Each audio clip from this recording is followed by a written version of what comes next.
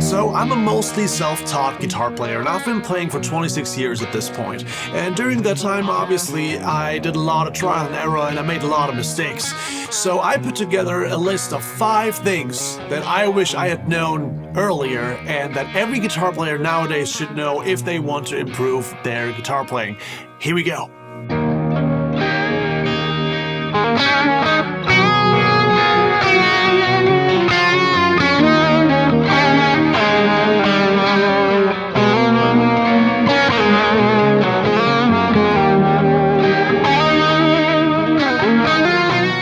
First thing that I wish somebody would have told me when I was starting out on the guitar was that you can only be you. Everybody else is already taken. It's an old Oscar Wilde quote, but it holds true to this day, especially when it comes to playing guitar. At age 15, I was the biggest James Hetfield / Metallica fan that you could imagine. All that I wanted to do was play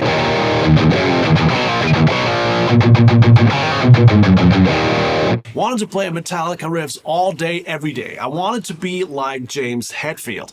And at age 17, I fell in love with Josh Homme's way of writing rhythm and grooves. And I love Queens of the Stone Age so much, and I wanted to be like him. At age 20, I fell in love with Joe Bonamassa's solo playing, and I wanted to be like him and wanted to play the same solos that he played. And I came to the realization years later that just doesn't work, because I'm not James Hetfield, I'm not Josh Homme, and I'm not Joe Bonamassa.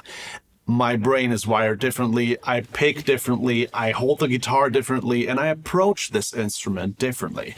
Trying to be like your idol, trying to be a copy of what's already there, is not creative, it's not unique, and it's just not something people are looking for. James Hetfield already exists. That Metallica thing is covered. So what I did was, instead of wanting to be like James Hetfield, I picked out the cool idiosyncrasies that his riffs had and used them for my own riffs. Instead of wanting to be like Josh Homme, I just listened and studied really, really closely what he was doing to get these cool grooves and rhythms going, and used that for my own songwriting. And instead of trying to be like Joe Bonamassa, I just found a couple cool ways to implement scales the way he does.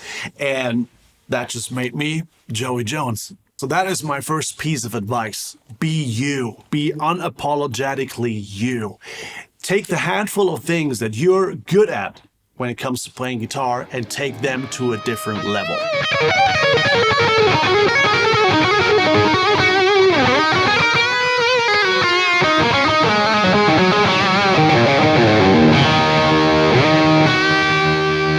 The second thing I wish I would have known a lot earlier in my career is knowing theory is not necessarily going to make you a better guitar player. Theory doesn't mean as much as people think it does. Now let me explain that before you rush to the comment section and tell me your opinion or how I'm wrong. I sit in front of you as the living, breathing example of somebody who doesn't know a lot of theory. So for instance, I know that this chord fits very well with this chord and this chord. I know that because I've played this progression many, many times and I have 26 years of experience. And I also know it because I'm the type of learner that doesn't look at sheets of paper. I find my way around the fretboard, know my way around the fretboard, and then I just memorize these things. And that's my piece of advice here. Theory obviously is helpful. It's not useless, but we learn instruments differently. There's different types of learners, and in my case, I'm the type of guy who could never sit down and learn theory by studying books and going through sheets of paper and notation, because I'm not that kind of guy. That would frustrate me. That would make me stop playing guitar for sure. I would have stopped playing guitar at age 9 if that would have been my approach. There's a couple of essentials that are, strictly speaking, theory, but they're super practical in that you're playing guitar all the time.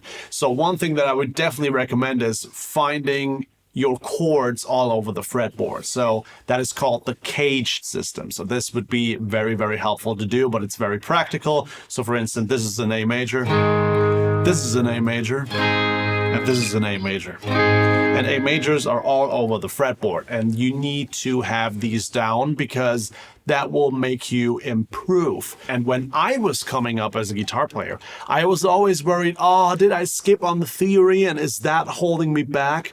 Will I just reach a plateau just because I didn't learn theory and it actually never happened? Probably. I know a lot of stuff that theory guys know as well. I just can't explain it just because I never learned the foundational stuff underneath because I just played. I've come to this point in my life without knowing a lot of theory. I just know bare bones, minimal theory. And it never helped me back. And I played small clubs where 5 people attended, and I played arenas where 5,000 people attended. So if you're thinking not knowing theory is holding you back from being successful, that's definitely not true. I'm living proof.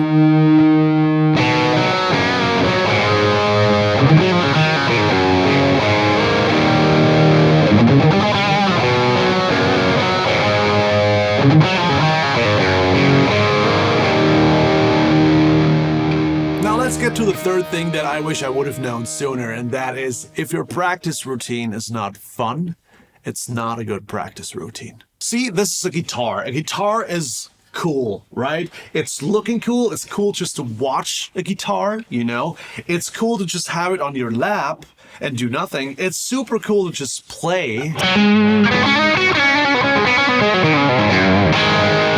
That's one of the coolest things that I can think of in life in general. Now, why would you force yourself to do a practice routine that consists of exercises like this?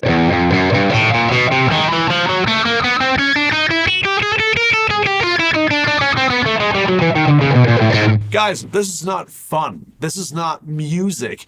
This is repetitions. This is somebody trying to tell you you're in the gym and you need to do this amount of reps in order to see some progress. And this is not what guitar playing is. Guitar playing is about being inspired, having fun, listening to a song and thinking, I wish I could play that. Let's try and figure it out. Let's try and play along to it until you find the right chords. And then you have this ultimate happiness in you because you can now play a song that you couldn't play when you woke up that day. That is guitar playing. If you want to get some proper education and if you want somebody to show you a couple things, that's great. Go get one of my guitar courses. They're super fun. They're super digestible. They're like 60 minutes long or maybe 80 minutes long. And you have me teaching you a couple very cool licks in a very practical way that is fun with backing tracks so you can play to actual music. So while you're improving, it's actually a fun learning experience. That's cool. Let's do that. Chords and bends, as well as maybe the minor pentatonic scale. Those would be the things that I think you could practice all the time. It's not boring. It's fun. All the other stuff, what people tell you what to practice, not as important. I never practiced anything else, and it kind of worked out.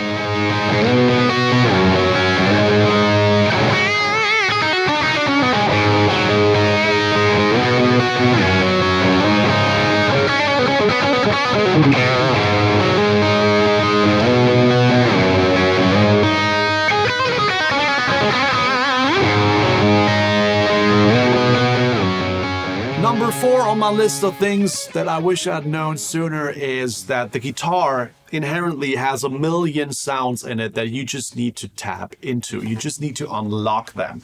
And that can be done without any pedals, any, secret boutique amps, or any other secret tricks that people might tell you. There is a million sounds in this instrument with just one pickup and one volume knob. I'm going to show you a couple. So, for instance, this is my bass tone here. Some people might argue this is pretty bright. What we can do, it's probably nature's equalizer. You can pick lighter and you can pick in different positions to make that sound darker, to make it sound sweeter. So again, this would be my, default sound. Now let's play it in a different spot and see what changes. See how that's much darker, much sweeter, rounder sounding, less attack? Or we could do the exact opposite of that. We want to have more bite. We want to have more attack. You know, we can pick closer to the bridge. It sounds more like a telly.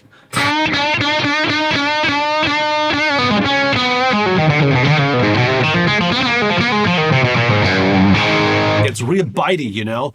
It's nature's equalizer, you know? Another thing is, use your volume knob. Start using your volume knob today. It's one of the smartest things you can do. It will save you a lot of money because of that booster pedal you thought you needed, but you actually don't need it. You can just actually pull back the volume a little bit and you get that super sweet.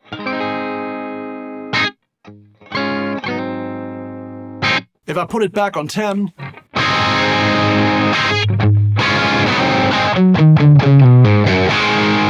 that's a distorted sound, you know?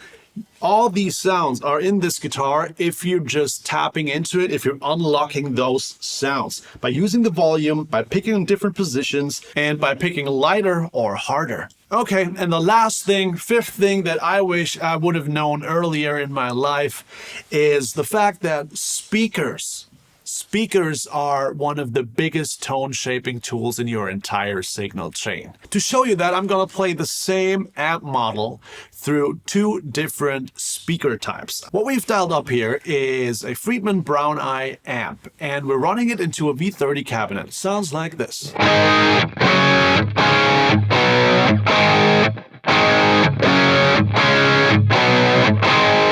Now here's the same amp through a Marshall cab with the G12 speaker.